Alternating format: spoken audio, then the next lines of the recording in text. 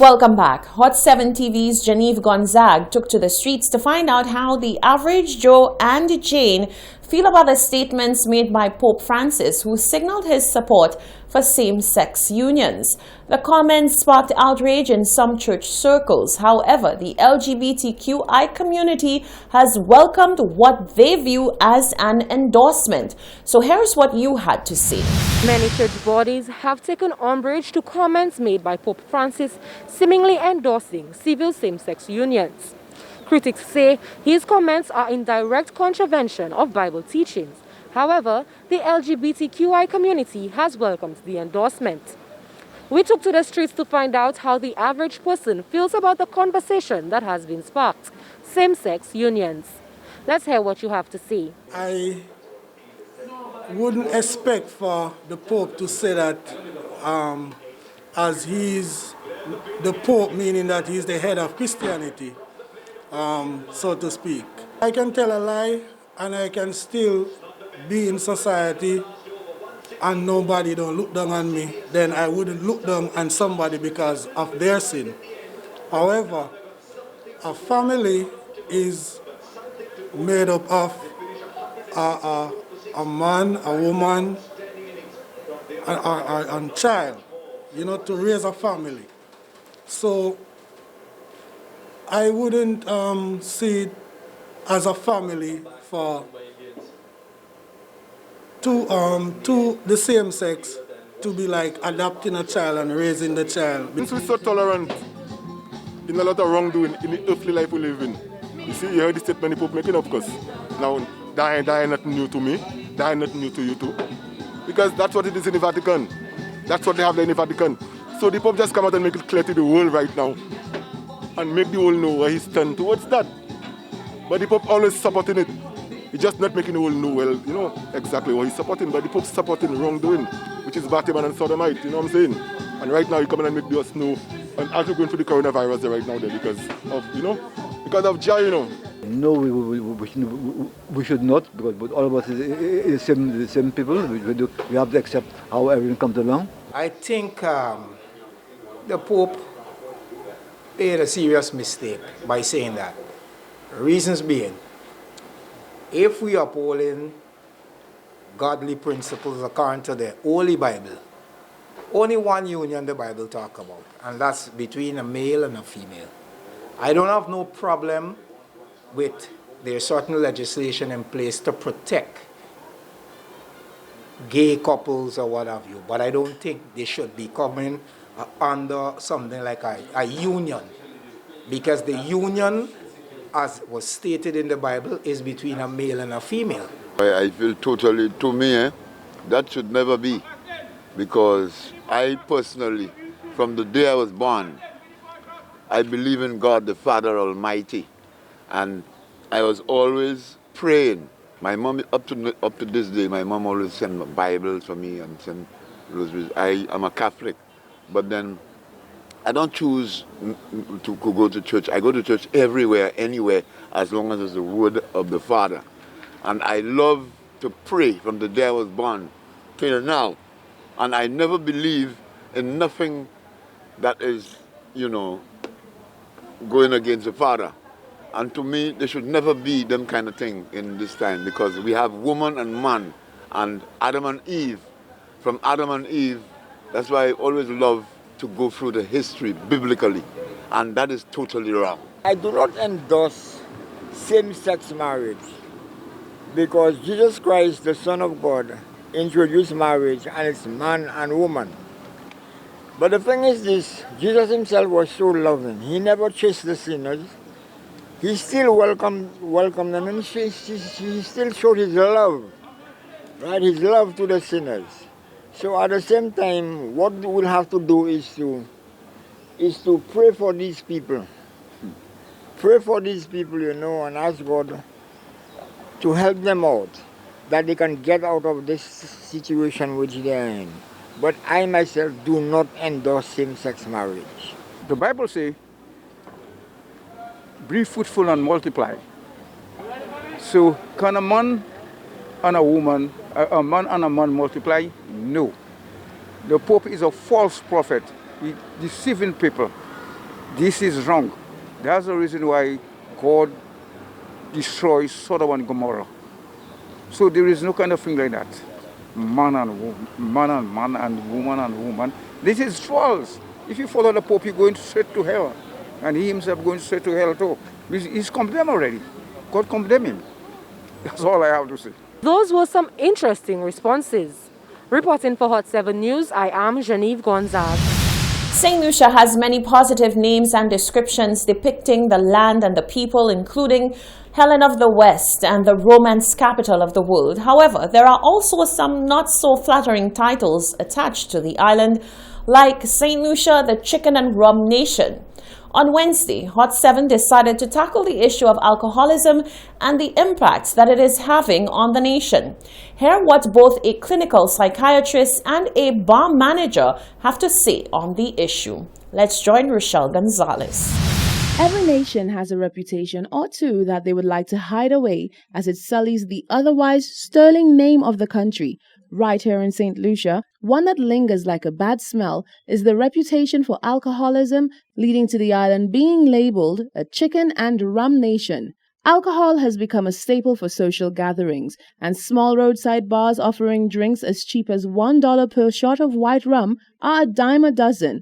Whilst the label leaves many reeling, some don't seem to mind, namely those who perpetuate the stereotype, and with the increase in sightings of drunkards roaming the streets and seemingly drinking their lives into destitution, Hot 7 News sought to get more insight into the growing matter.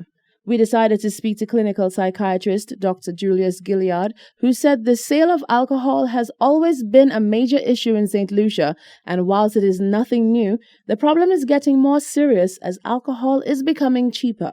He said this exposes an even deeper issue which has gone unattended for far too long. Instead of it becoming more difficult to access, it's actually becoming easier to access, and I am a strong advocate for government imposing stiff taxes on all forms of alcohol and cigarettes, because we don't want to invest in mental health because the government does not have the funds to do so. So why not get it from two things that cause a lot of health issues? So alcohol causes a lot of health issues, cigarettes cause a lot of health issues, and we're not taxing them, in my opinion, enough. And the taxes we get from those things, we can use it to invest in mental health.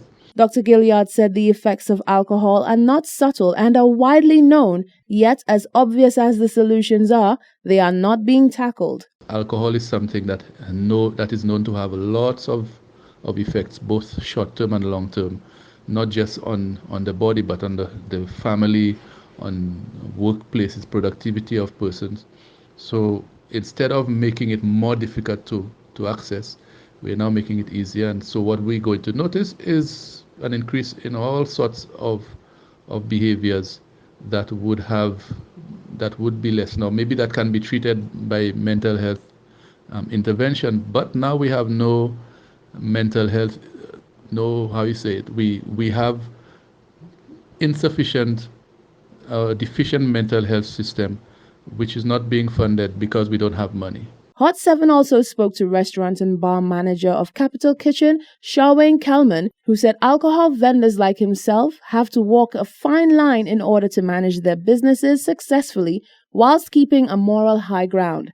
Kelman said, whilst there are bills to be paid and a business to keep afloat, there is also a responsibility owed to the customers, where vendors must keep the best interest of their customers' safety and health in mind. I wouldn't go to the $1 shot thing, but I would say about the people that like to drink and get drunk and these kind of things. But luckily for us, we don't have that around here. And our customers, we try to keep them on a level, respect and everything. Nobody don't come and disrespect the place. Everybody come, they drink, they're happy, they go. You understand? Nobody don't come here and overdo it. You know, we just keep everything at a level. You cannot have your customers leaving your establishment drunk and falling down. Sometimes even turn around and disrespect you or disrespect other customers and keep people away. You understand? So I find the business owners must keep the customers safe and their business safe and themselves. Dr. Gilliard said it is a vicious cycle, and if the matter is not dealt with soon, there will be further deterioration in society, especially where family systems are concerned. Reporting for Hot 7 News, I am Rochelle Gonzalez. Now, local media veteran Jerry George sat down with Rochelle Gonzalez to discuss media trends and the need for a strong code of ethics in today's world where sensationalism and fake news have become major concerns.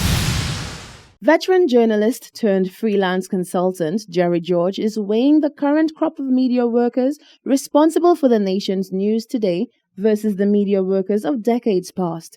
In a candid sit-down with Hot 7 TV on Wednesday afternoon, George discussed the glaring differences not only in the style of journalism, but the content as well as ethics of the media workers of his day and today. George started off by indicating that not all change is bad. First of all, I think we need to praise our current crop of journalists and reporters. Because in a sense, as I said before, it is the golden rule that takes over when we are reporting the news. He who has the gold rules. A lot of our journalists come into the field without the necessary training.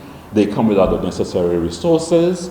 And I know, for example, the best thing they can do is to throw somebody into the ocean of what we call journalism and say, thrive and survive.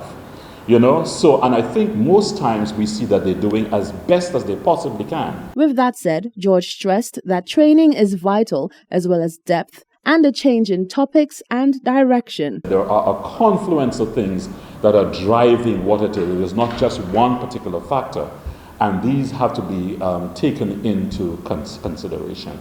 But people like yourself, Rochelle, are doing a great job, you know, in the situation in which we are operating.